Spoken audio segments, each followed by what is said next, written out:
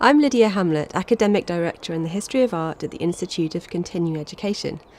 For this bite size, I want to focus in on the practice of visual analysis, which is crucial to the study of art history. In recent years, the role of women as influential figures in public life, as well as patrons of art, have been brought to the fore in 18th century studies. This has been brought to life in film. For example, many of you might have seen The Favourite, which looked at the power struggles between courtly women in the time of Queen Anne. One of the protagonists, Sarah Churchill, Duchess of Marlborough, has been shown by art and architectural historians to have taken a much bigger role than previously assumed in the major art and building projects of the time. We can see some of these today, for example in the Churchill's townhouse of Marlborough House at St James's in London, and their famous country house, Blenheim Palace. How can art historians use close visual analysis to unearth some of these untold stories and roles? Let's take a look at one case study in detail. This is the house of another courtly lady close to Queen Anne, and she was Elizabeth Seymour, Duchess of Somerset. Her country seat of Petworth in West Sussex is famed for its unparalleled collection of works by J.M.W. Turner. But the role in particular of women earlier in the century in this house has in recent years been re-examined.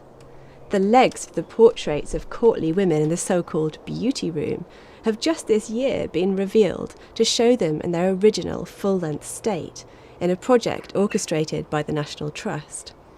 They were displayed alongside the full-length mirrors in a reconstruction of the space at Tate Britain.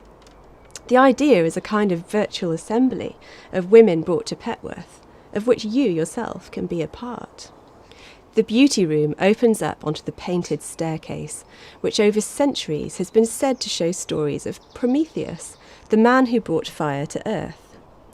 But in fact, if we look more closely at the scenes in the staircase, we'll see that the main meaning of the space revolves rather around Pandora, reframing her as a virtuous figure and making parallels between her and the Duchess.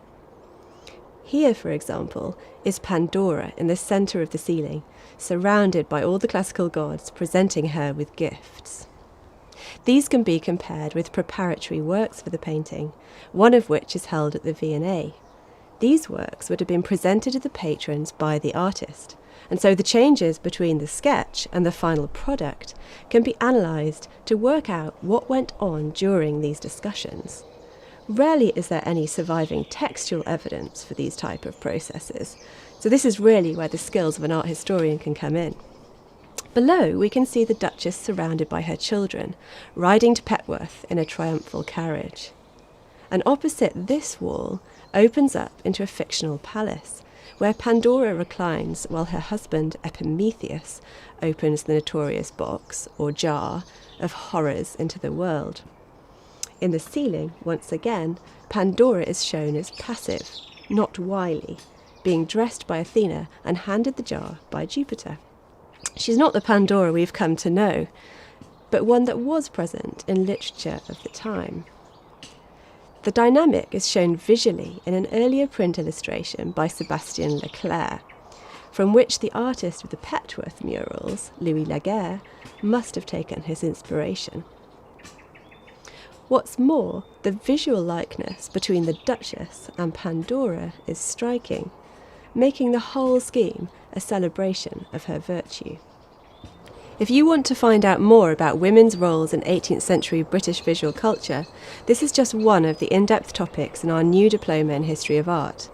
At ICE, we'll help you learn the skills of an art historian and unlock stories of your own.